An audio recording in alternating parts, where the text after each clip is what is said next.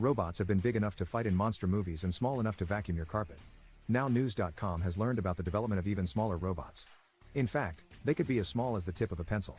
They're called anthrobots, created by scientists at 2 universities in Massachusetts. And they have a scientific purpose. Anthrobots can move across human bodies and help heal diseased cells. And people don't need a microscope to build them, because they were designed to assemble themselves. Anthrobots self-assemble in the lab dish, Tufts University doctoral student Gizem Gumuskaya said in a news release.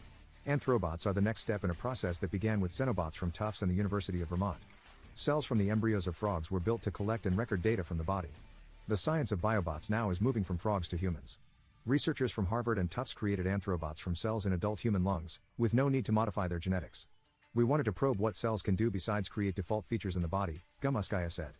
By reprogramming interactions between cells, new multicellular structures can be created. Anthrobots are shaped like spheres, but the scientists say humans don't need to make them that way with tweezers. They might only be as wide as a human hair. They can move in a straight line or turn in circles.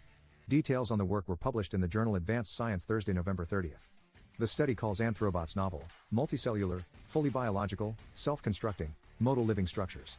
The scientists actually were surprised by the behavior of their creation.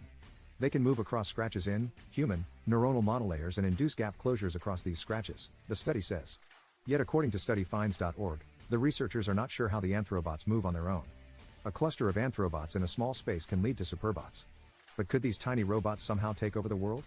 The scientists say no. Outside of the body, anthrobots can only survive in very specific laboratory conditions, the Tufts statement says. There is no risk of exposure or unintended spread outside the lab. The scientists say anthrobots can be made from a patient's own cells. Beyond cell therapy, the study says biorobotics can be used in the production of useful living machines. Other potential uses include removing plaque from human arteries and repairing damaged spinal cords. The Anthrobot research was funded by the Astonishing Labs and the John Templeton Foundation.